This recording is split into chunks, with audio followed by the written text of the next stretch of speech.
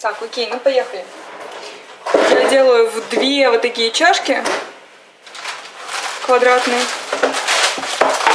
Тут стоят приготовленные. Рыба разделывается. Сейчас покажу примерно, какая нужна рыба. Рыба нужна вот такой вот величины. Ее хватает на 2 пирога.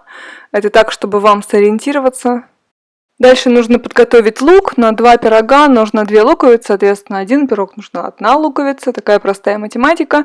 А лук нужно порезать кольцами и полукольцами.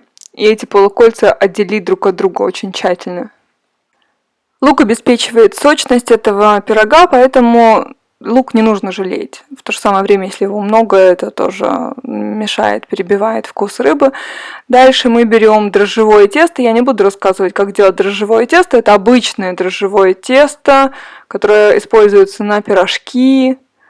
Если вы делаете 1 пирог, то вот этот объем теста вам нужно разделить примерно на 2 части, для того, чтобы получилось 2 блина. Один блин это примерно 2/3 всего теста, и второй это 1/3.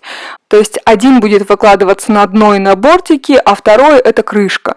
Дно формы я присыпаю молотыми сухарями на всякий случай, чтобы пирог не получился сырым. Самое главное, как раскладывать тесто по бортикам. Ни в коем случае его не нужно вытягивать, чтобы оно порвалось. Очень аккуратно его прокладываем по всем уголкам и укрепляем вот эти вот уголки, чтобы оно не упало. Я стараюсь всегда раскатывать тесто достаточно тонко, но потом очень аккуратно его раскладывать, для того, чтобы не получилось неровных вытянутых мест. И для того, чтобы его равномерно положить, чтобы оно не вытянулось в процессе переноса на форму, я обычно складываю его в 4 раза и потом аккуратненько так раскладываю. Это точно такое же тесто, как я готовлю на пиццу, и в принципе, чтобы база пиццы была тоненькая, я его раскладываю точно так же, складываю в 4 раза и потом раскладываю аккуратно на форме. Вот здесь я показываю, как с другого ракурса, показываю, каким образом я укрепляю уголки и как я проверяю, что ничего нигде в уголках не вытянется. Потому что если вытянется, то будет дырка. Если будет дырка, то весь сок с рыбы протечет туда.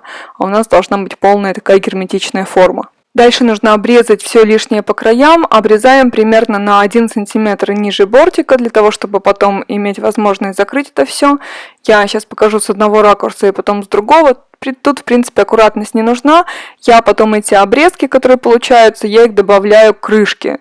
То есть пока я наполняю пирог, обрезки вместе с основным тестом для крышки, они снова подходят чуть-чуть и как бы перемешиваются.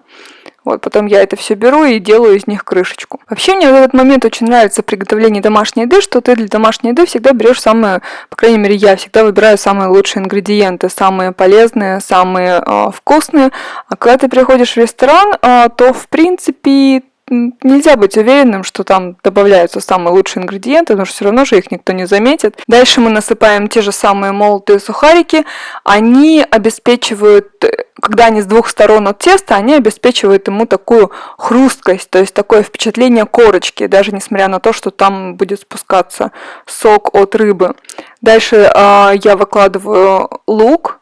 Внизу лук нужно выкладывать не так уж и много, для того, чтобы он не дал сок, иначе все будет очень мокрое. То есть меньше в 2 раза примерно лука, чем будет сверху.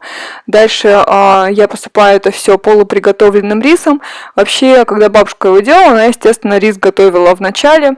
Рис готовился до полуприготовленного состояния и потом доготавливался уже в самом пироге. Я беру такой рис, который готовится на пару и который там 90 секунд после этого готовится в микроволновке, просто чтобы не заморачиваться.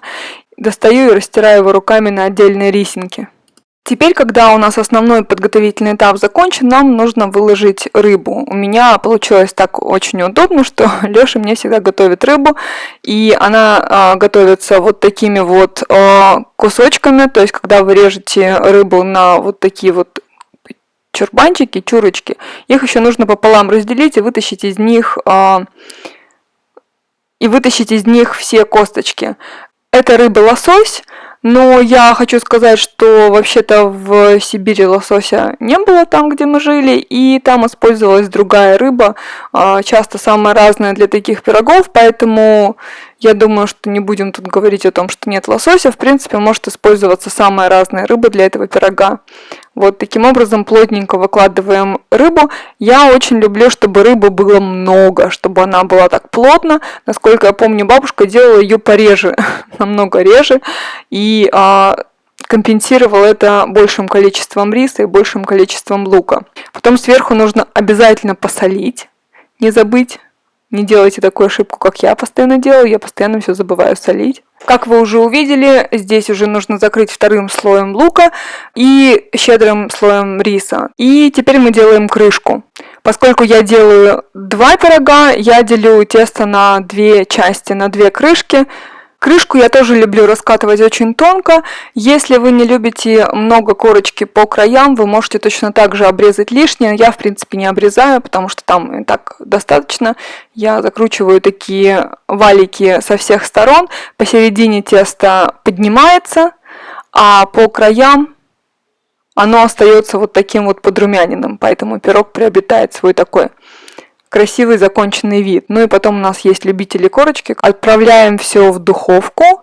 Я ставлю на 220-230 градусов примерно на 40 минут.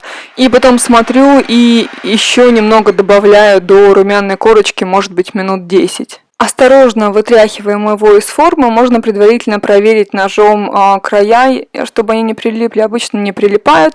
Смело переворачиваем. И разрезаем, пока он горячий и хрустящий. Можно наслаждаться с белым вином холодным. Вот такая получается красота. Даже сейчас смотрю и вот не могу, просто слюнки текут.